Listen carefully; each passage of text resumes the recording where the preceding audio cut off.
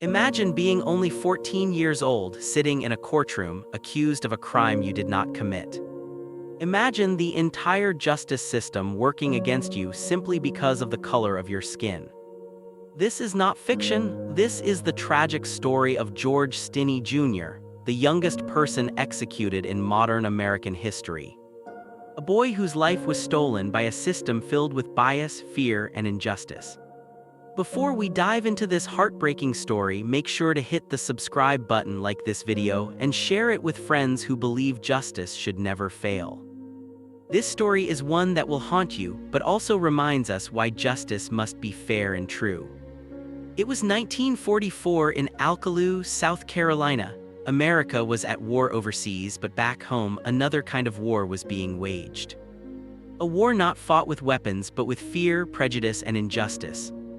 George Stinney Jr., a timid 14-year-old African-American boy, lived in a segregated world where his very skin color made him a target for suspicion and hatred.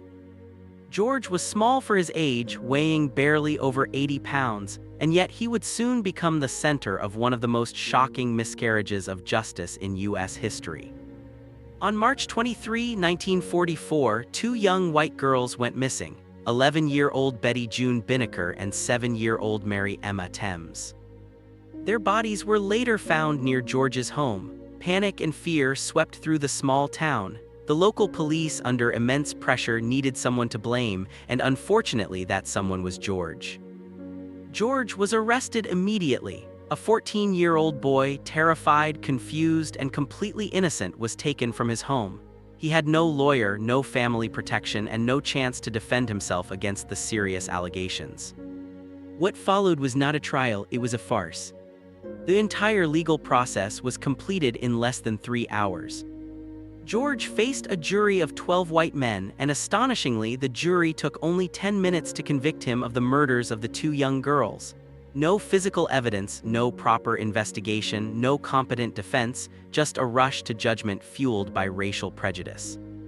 Imagine a 14-year-old boy sitting in a courtroom filled with strangers, knowing his life is about to be decided in mere minutes. George tried to speak. He said, "I am innocent," but no one listened.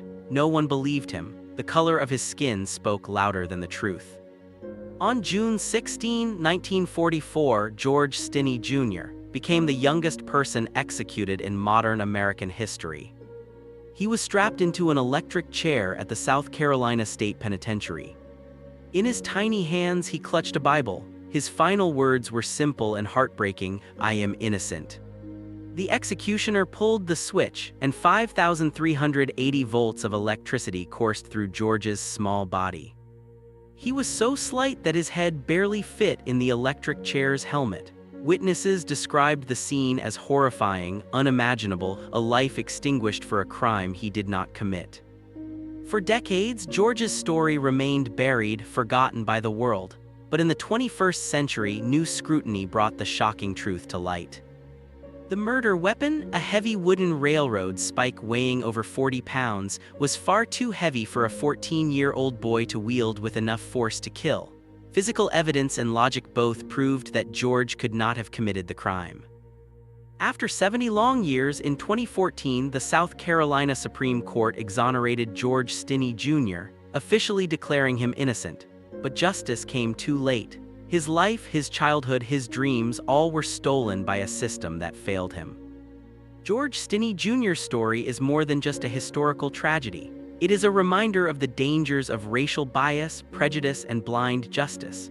A small, innocent boy lost his life because society was unwilling to look past the color of his skin. This is not just George's story, it is a warning to all of us. As we remember George, we must ask ourselves, how many voices go unheard today? How many innocent lives are affected by prejudice and systemic injustice? George Stinney Jr. may have been silenced, but his story continues to speak.